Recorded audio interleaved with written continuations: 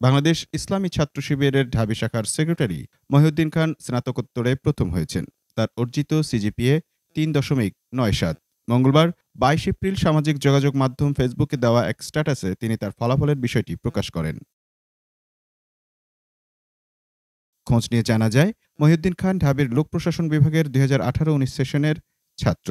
অনার্সে তার সিজিপিএ ৩.৯৩। এককভাবে তিনি প্রথম শ্রেণীতে প্রথম। আর মাস্টার্সের প্রথম সেমিস্টারে সিজিপিএ ৪-এ ৪ পেয়ে প্রথম হন তিনি। বর্তমানে তার মাস্টার্সের ফলাফল প্রকাশিত হয়েছে।